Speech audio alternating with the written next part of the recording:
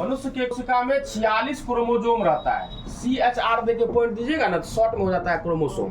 और क्रोमोसोम का हिंदी क्या होता है? गुणसूत्र। और क्रोमोसोम को हम लोग हिंदी में इस तरह से भी लिखते हैं, क्रोमोसोम। अंग्रेजी भी क्रोमोसोम होता है, हिंदी भी जो अगर लिखेगा तो क्रोमोसोम को इस तरह से लिख देगा, तो घबराना नहीं है। लेकिन क्रोमोसोम का शुद्ध हिंदी क्या होता है? गुणसूत्र होता है। तो बताइए, मनुष्य का कोशिका है तो उसमें कितना गुणसूत्र होता है? 46। यहाँ दिखाया है कितना?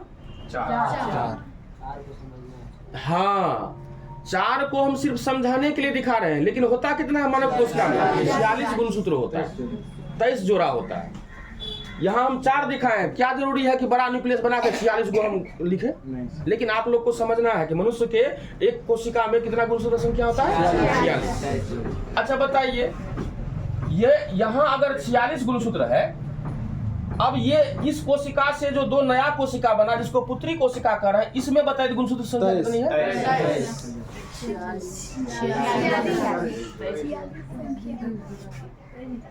अरे यहाँ 4 लिए है ना, उस 4 को 46 माने है ना, यहाँ भी 4 न है, यहाँ भी 4 न है, तो कितना होगा? 46 न है। अच्छा बताइए, तो यहाँ एक कोशिका से 2 कोशिका जो बना है, एक कोशिका से 2 कोशिका जो बना है, क्या गुणसूत्र के संख्या में कोई परिवर्तन है? नहीं।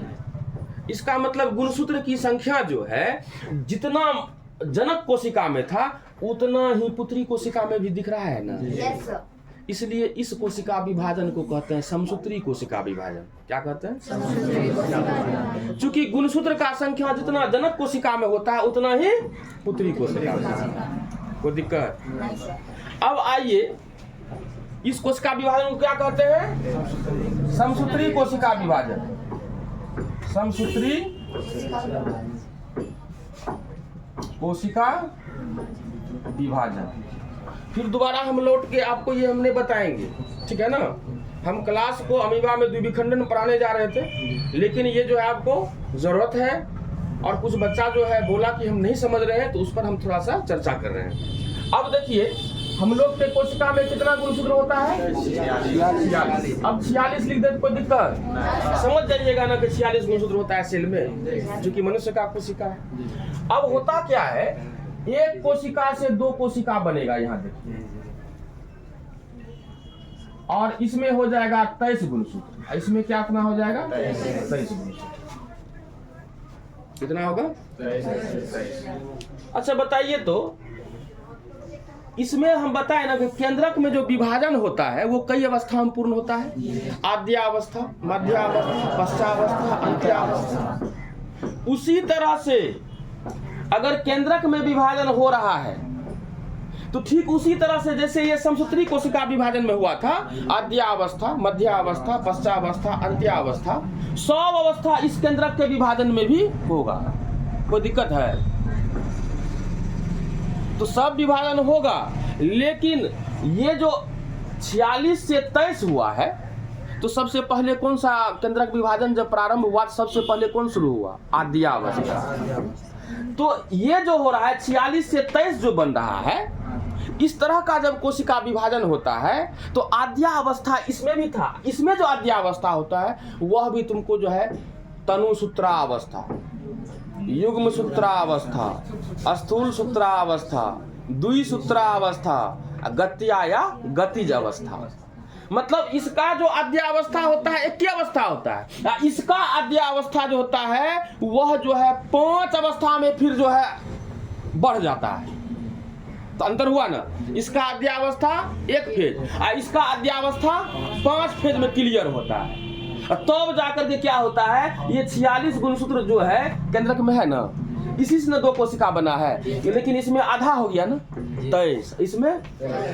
जब ये हो जाता है तो ऐसा जो विभाजन होता है इसको कहते हैं अर्धसूत्री विभाजन प्रथम। क्या कहते हैं?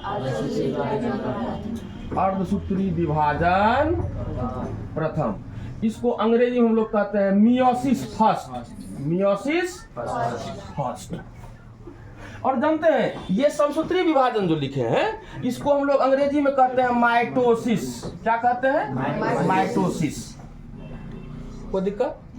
अब देखिए ये कोशिका से दो कोशिका बना, दोनों कोशिका में गुणसूत्र का संख्या आधा हो गया ना, इसलिए इसको क्या कहा, अर्धसूत्री विभाजन प्रथम। अब पुनः जो है इस कोशिका से दो कोशिका बनता है। ध्यान दीजिएगा, बड़ा मार्वेलस चीज है ये। देखिए एक कोशिका से इसमें 23 गुणसूत्र होगा, इसमें भी 23 गुणसूत्र होगा। अभी हम क्वेश्चन करेंगे, एकदम माइंड को एक्टिवेट रखिएगा आप लोग। फिर इससे दो कोशिका बनेगा, इसमें कितना गुणसूत्र होगा, 23। इसमें गुणसूत्र कितना होगा, 23। तो बोलोगे कि सर यहाँ 46 से 23 हुआ, यहाँ 23 से 23 रह गया, बात उठता है ना। तो हम क्या बताएं कि समसूत्री विभाजन में जो आद्यावस्था होता है एक ही अवस्था होता है, और वहाँ क्या होता है समसूत्री वो ये जो विभाजन हो रहा है, अभी हम ये नहीं कह रहे कौन सा विभाजन है, इस प्रकार का जो विभाजन हो रहा है इसमें जो होता है आद्यावस्था 5 अवस्था में पूर्ण होता है। वो 5 अवस्था को हम लोग क्या कहते हैं, तनुसूत्रावस्था, युग्मसूत्रावस्था, स्थूल सूत्रावस्था, द्विसूत्रावस्था और गत्यावस्था या गतिज अवस्था ना। तो इसमें जो है यहाँ देखो 46 से 23 हुआ ना, यहाँ पर देखो तो 23 से 23 रह गया नहीं या। इसका मतलब देखो तो यहाँ 46 से 46 रहा था, क्या कहते समसूत्री कोशिका विभाजन नहीं कहते। यहाँ भी तो 23 से 23 रह रहा है, नहीं रहा है, क्या कहना चाहिए समसूत्री विभाजन। लेकिन ये समसूत्री विभाजन तो नहीं है, क्योंकि समसूत्री विभाजन में कहाँ होता है वो तनुसूत्रा अवस्था, लेप्टोटीन हुआ, जाइगोटीन, युग्म सूत्रावस्था, पैकिटीन, स्थूल सूत्रावस्था, डिप्लोटीन, द्विसूत्रावस्था, डायकाइनेसिस, गतिज अवस्था। वो तो इसमें होता नहीं है समसूत्री विभाजन में, तो आखिर तब इसको क्या कौन सा विभाजन नाम देंगे। तो कहा कि आप इसको कह दीजिए, मतलब देखिए 46 गुणसूत्र से 23 हुआ, उसको अर्धसूत्री विभाजन प्रथम, और फिर 23 से 23 रह गया, इसको कह दीजिए अर्धसूत्री विभाजन द्वितीय। क्या कहिएगा, अर्धसूत्री विभाजन सेकेंड, मतलब इसको अंग्रेजी में कहेंगे मियोसिस सेकेंड। क्या कहेंगे, मियोसिस सेकेंड।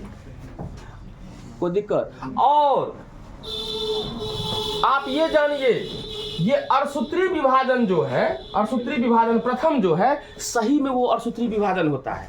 लेकिन अर्धसूत्री विभाजन द्वितीय जो होता है उसको कहता है कि माइटोसिस, सेम एज माइटोसिस। कैसा, सेम एज माइटोसिस। ऐसा क्यों कहा, क्योंकि माइटोसिस में हम क्या देखे थे, 46 गुणसूत्र था, तो पुत्री कोशिका में भी 46 गुणसूत्र। यहाँ पर भी देख रहे हैं, यहाँ से अगर यहाँ जो कोशिका का निर्माण हो रहा है तो इसमें इस जनक कोशिका में कितना है, 23, तो पुत्री कोशिका में 23, तो समसूत्रीय विभाजन ना हुआ। ठीक है, कोई दिक्कत। लेकिन आप यहाँ एक चीज देखिएगा कि यहाँ एक कोशिका है, यही ना जनक कोशिका है, नहीं है जनक कोशिका, इसको कहते हैं पैरेंटल सेल, जनक कोशिका। तो एक कोशिका से कितना कोशिका यहाँ बना, 4 कोशिका। ये चारों क्या कहेंगे, पुत्री कोशिका। क्या कहेंगे, पुत्री कोशिका। और अच्छा बताओ, तो ये किसमें विभाजन हुआ है, कोशिका में ना, तो कोशिका विभाजन होगा ना। ये भी किसमें विभाजन हुआ है, कोशिका में ना, कोशिका विभाजन होगा ना। जब एक कोशिका से 2 कोशिका का निर्माण होता है और गुणसूत्र के संख्या में जो है कोई परिवर्तन नहीं होता, उसको समसूत्री विभाजन कहते हैं। और जब एक कोशिका से 4 कोशिका का निर्माण होता है और जनक कोशिका की तुलना में पुत्री कोशिका में गुणसूत्र का संख्या आधा हो जाता है, तब उसको कहते हैं अर्धसूत्री कोशिका विभाजन। क्या कहते हैं, इसको हम लोग कहेंगे अर्धसूत्री कोशिका विभाजन। यहाँ लिखिए अर्धसूत्री कोशिका विभाजन। इसका मतलब कोशिका विभाजन कितना प्रकार का हो गया, 2 प्रकार का। कौन कौन सा, समसूत्री कोशिका विभाजन और समसूत्री कोशिका विभाजन को इन इंग्लिश क्या कहते हैं, माइटोसिस। अर्धसूत्री कोशिका विभाजन को इन इंग्लिश क्या कहते हैं, मियोसिस। इसका मतलब कोशिका विभाजन कितना प्रकार का, 2 प्रकार का। आपसे अब अगर पूछेगा कि समसूत्री कोशिका विभाजन हुआ तो 1 से कितना बनेगा, अगर अर्धसूत्री कोशिका विभाजन होगा तो 1 से कितना बनेगा, 4। तो जहां पर भी टर्म यूज हो जाएगा समसूत्री विभाजन, समझ जाना 1 से 2 बनेगा। जहां भी टर्म शब्द का उपयोग हो जाएगा अर्धसूत्री कोशिका विभाजन, इसका मतलब 1 से 4 बनेगा। कोई दिक्कत? और एक चीज याद रखिएगा। अच्छा बताइए तो, इससे पहले भी चर्चा हम किए थे कि मनुष्य है, मनुष्य में नर जो होता है, पुरुष जो होता है, उसके वृषण में शुक्राणु का निर्माण होता है, और मादा जो होता है, फीमेल बॉडी जो होता है, उसके शरीर में अंडाशय में अंडाणु का निर्माण होता है ना।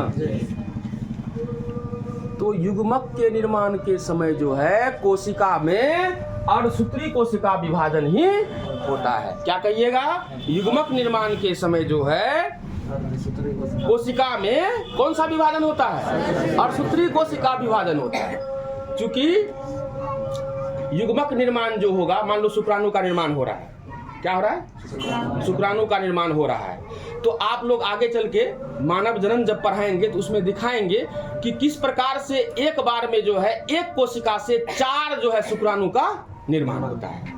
इसका मतलब क्या हुआ? जैसे 1 से 4 शुक्राणु बना तो कौन सा कोशिका विभाजन होगा? अर्धसूत्री कोशिका विभाजन होगा। कोई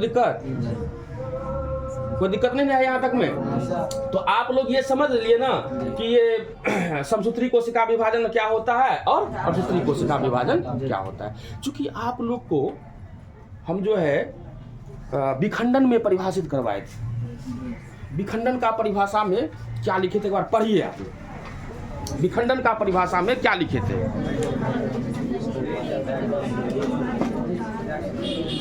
देखिए उसमें क्या लिखाए होंगे, समझिए। यहाँ उस प्रकार का अलैंगिक प्रजनन जिसमें जीव समसूत्री विभाजन या साधारण विभाजन द्वारा 2 या 2 से अधिक भागों में विभाजित होकर 2 या 2 से अधिक जीव का नई संतति का निर्माण करता है, क्या कहलाता है? विखंडन।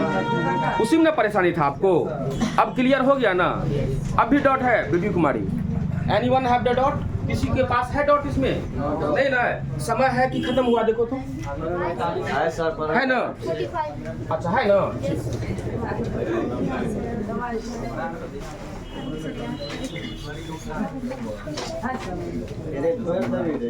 समसूत्री विभाजन होगा तो एक कोशिका से कितना कोशिका का निर्माण होगा? 2 कोशिका का निर्माण होगा। समसूत्री विभाजन में जनक कोशिका और पुत्री कोशिका में जो है गुणसूत्र की संख्या समान रहेगा। क्यों समान रहेगा? समान रहेगा। और सूत्री कोशिका विभाजन में एक कोशिका से कितना कोशिका का निर्माण होगा? 4 कोशिका का निर्माण होगा। और अर्धसूत्री कोशिका विभाजन के द्वारा उत्पन्न नया 4 कोशिका जो होगा उसमें गुणसूत्र का संख्या जनक कोशिका की तुलना में कितना होगा? आधा होगा। इसलिए तो नाम पड़ा अर्धसूत्री कोशिका विभाजन, आधा हो जाता है।